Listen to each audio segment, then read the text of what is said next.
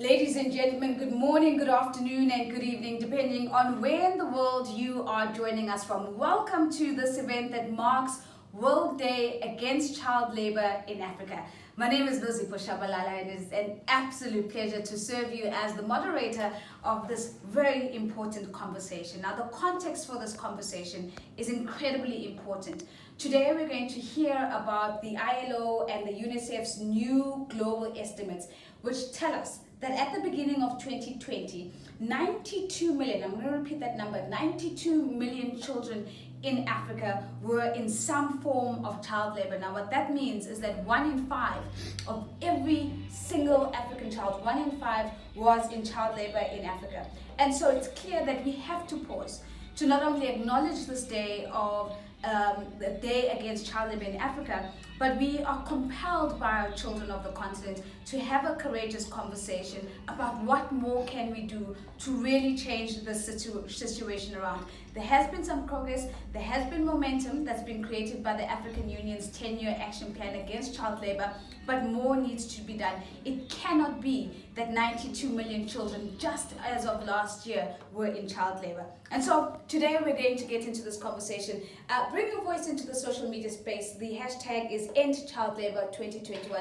Follow me at The Real Nosy as we proceed to have a conversation that our children will thank us for one day. Beautiful. So you're going to be moderating, but what's the story behind child labor? Sure, it's such a sad story because it's a catch-22 situation.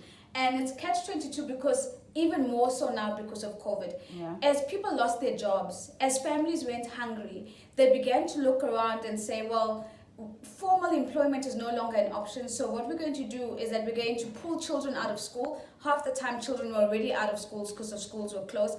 And we're going to send everybody to work.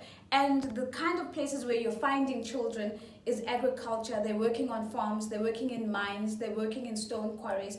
So all of these places that are labor heavy. So this child who should be in school is now in a mine at 7, 8 years old, mining whatever raw material it is.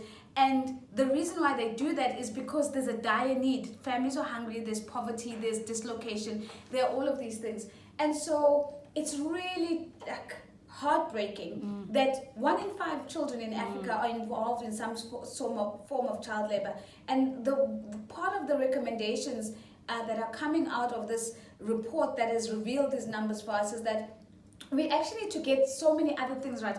We've got to get COVID responses right so children can go to school. We need to create jobs. We need to give adults a good job. We need to reduce income inequality. We need to make sure that girls are in school. We need to make at least primary school education free so that cost doesn't become an hindrance.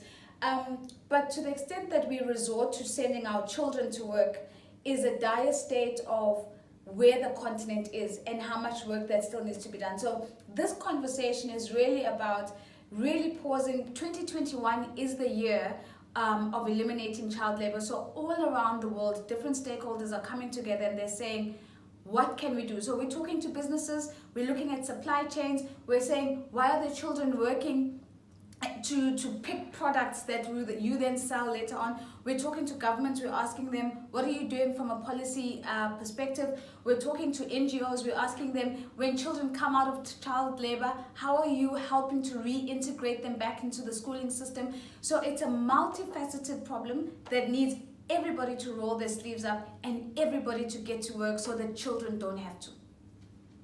Beautiful. Okay, thank you. Thank you.